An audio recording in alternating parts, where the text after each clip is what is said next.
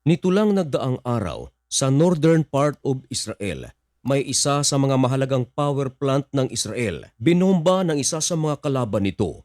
Sino ang may gawa? Ano ang nangyari sa naturang pambubomba? Ang grupong ito ay ang tanging galamay na lamang ng Iran, ang malayang nakakagalaw at nakakagawa ng pag-atake sa Israel. At ang matindi mga kaibigan, kahit na tumatanggap ito ng suporta mula sa Iran, meron pang isa na napabalita na nagsusuplay ng kanilang armas. Ito ay ang bansang China. May katotohanan kaya ito? Saan dinadaan ang kanilang armas? Yan ang ating pag-uusapan sa videong ito.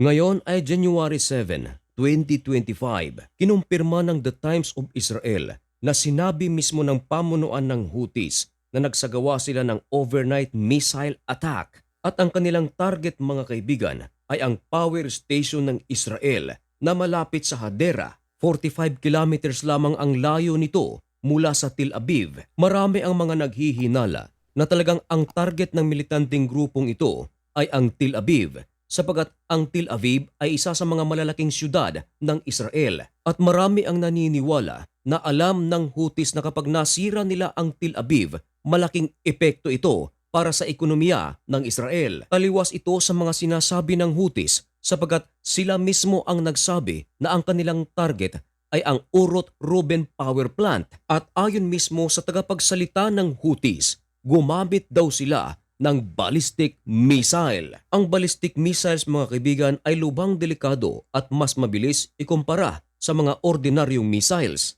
Dagdag pa ng tagapagsalita ng Houthis, ang kanilang naturang ballistic missile, itinuturing nila ito na pinakamalaki at pinakamalalim.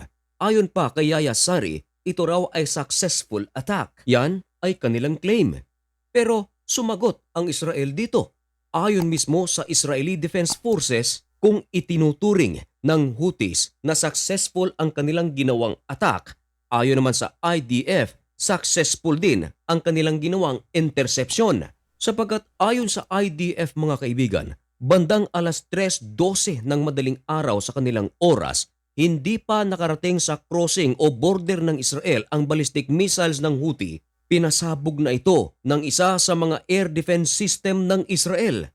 Dagdag pa ng IDF, niwala nga raw itong damage na naitala o injury sa mga sibilyan. Ayon kay Benjamin Netanyahu, kahit na kalalabas pa lang nito sa hospital dahil sa kanyang operation sa prostate, nasa high alert level daw ang security ng Israel. Ito ay dahil sa kaliwat kanang pambabanta ng Iran na sila ay muling aatake sa Israel. Matinding banta kasi ang binitawan ng Foreign Minister ng Iran na si Araki. Ayon sa Iran, magkakaroon daw ng isang full-scale war sa pagitan ng Israel at Iran kung aatakihin daw ng Israel ang Houthi. Pero ang mga pahayag ni Araki ay sinagot mismo ng Israel.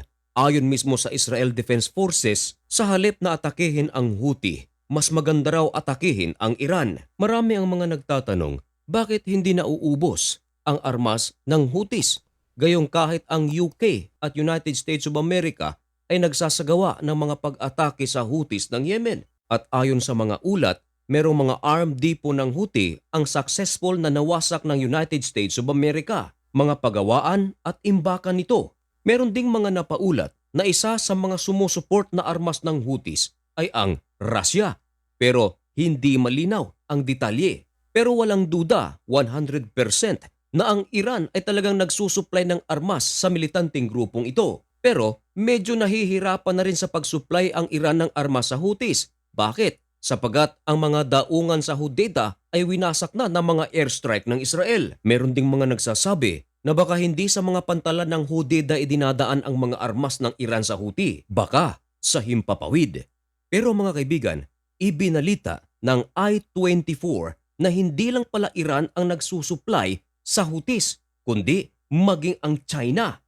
Ang ginagawa ng China mga kaibigan ay ibinulgar ng US Intelligence Services. Ayon sa ulat, buhat pa raw na magsimula ng pag-aatake ang Houthis sa Red Sea, ang China lagi raw nagsusupply ng armas sa Houthi. Kapansin-pansin din mga kaibigan na walang mga barko na papasok mismo sa loob ng China at Russia ang napapaulat na tinatarget ng Houthis. Karamihan sa mga naibabalita na mga barko na tinatarget ng Houthis ay mga barko na may kinalaman sa United States of America at Israel. At katunayan, meron nga tayong mga kababayan na nakaranas sa pang-aatake ng grupong ito. Ayon sa US Intelligence, hindi raw basta-basta ang mga armas na natatanggap ng Houthis mula sa China.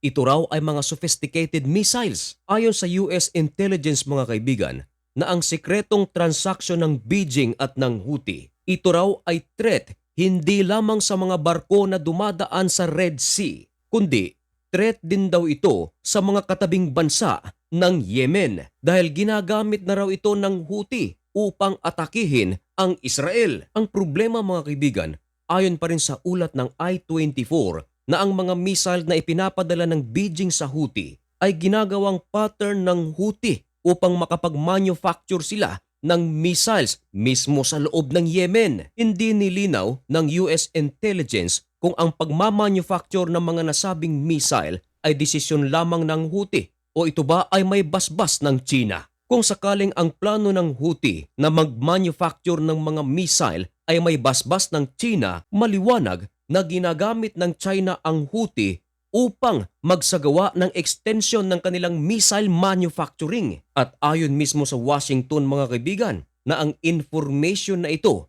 ay pinaalam na raw nila sa pamunuan ng China. Dagdag pa ng Washington, hindi raw ito ang unang pagkakataon na pinaalam nila sa gobyerno ng China ang ganitong paggawa. Katunayan, noong nakaraang taon, Setyembre, ayon sa Washington, binalaan na ang Beijing sa ganitong kalakaran. Noong nakaraang taon, summer at fall, maraming mga officials ng Houthi ang bumibisita sa China at bukas naman ang pintuan ng China upang tanggapin ang mga Houthi officials. Pero nagsalita ang Houthi. Ayon sa kanila, ang naturang meeting ay upang pag-usapan lamang ang diplomatic engagement ng bawat bansa. Pero duda ang United States of America rito. Hinala ng Amerika, merong pinaplano ang dalawang grupong ito. Kaya naman, nakipagpulong din ang United States of America sa Israel. Ayon sa ulat ng I-24 News, makikipagtulungan ang United States of America sa Israel upang putulin ang trade network ng China mula sa global financial system. Kung kayo ang tatanungin mga kaibigan, ano ang inyong masasabi tungkol sa isyong ito? Ipaalam lamang ang inyong mga komento at opinyon diyan sa comment section. At abangan ang mga susunod pa na kaganapan sa Israel, sa Middle East at sa ibang panig ng mundo. Dito lang sa Usapang Banal. Para maging updated ka, isubscribe mo na rin ang maliit na channel na ito. Hanggang dito na lamang muna ang videong ito. May God bless you and thank you so much for watching. Goodbye!